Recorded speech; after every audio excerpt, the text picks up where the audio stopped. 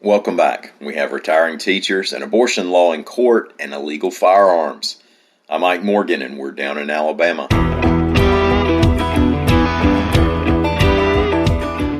The numbers are in from Alabama's teacher retirement system, and as you might have expected, this past school year, extraordinary numbers of teachers and public school staff have called it a career, reports AL.com's Tricia Powell-Crane. Some areas will be looking to replace more than 5% of their teachers. Statewide, public schools had 3,515 employees retire over the past year. That's according to the teacher retirement system. Now that's the most since the 2010-2011 school year. And that year was out of the ordinary because changes had just been made to retirement benefits. Now, obviously, this year threw a lot of changes at educators with COVID-19 and distance learning and all the related stresses and changes. Roanoke, Alabama City School Superintendent Chuck Markham, quote, "This past year has been such a challenge for teachers. I just think that some of the ones who had an opportunity to, this was probably the final straw," end quote. And we'll also add this for the recent retirees. Thanks for your work and enjoy that retirement.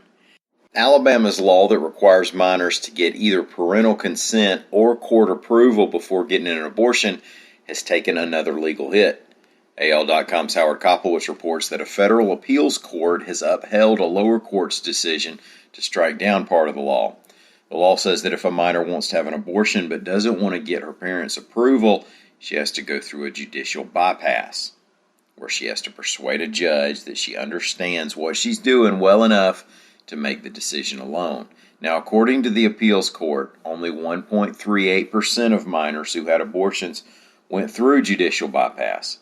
A Montgomery federal court had decided that that provision was an undue burden on the minor.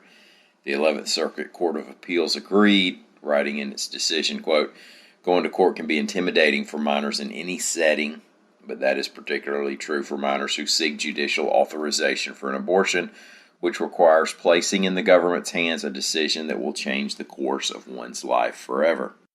Out of Birmingham, we have a piece of news that is the proverbial good news and bad news. The good news is that the Birmingham police have removed 1,405 illegal firearms off the streets this year, including 126 in the past 2 weeks, reports AL.com's Greg Garrison. The bad news is implied by the good news because those 1,400 illegal guns are just the ones that have been confiscated. There are a lot of stolen guns out there, which is a good reminder to lock up yours the best you can. People argue about whether this politician or that politician might come after your guns. That's fine, but there are plenty of people checking doors in parking lots and driveways who absolutely will come get your guns. The news about the seized firearms came out of statements by Birmingham Mayor Randall Woodfin. The city passed its $455 million fiscal year 2022 budget this week. It goes into effect today, and part of it includes keeping the level of Birmingham police officers at 815. Woodfin, quote, "The biggest thing our citizens want is more police presence."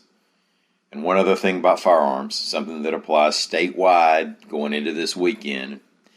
Please don't fire your gun into the air to celebrate the 4th of July. Neither Thomas Jefferson nor Isaac Newton would approve, nor would the hood on my 2003 F-150 that caught around a few years back.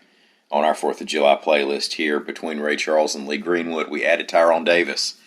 What goes up must come down. Thank y'all for listening, and have a great Thursday. Don't forget your time card if it's time card week. We want everybody to get paid. We'll be back here again tomorrow. Till then, stop by and see us anytime you can. We're on the World Wide Web at AL.com.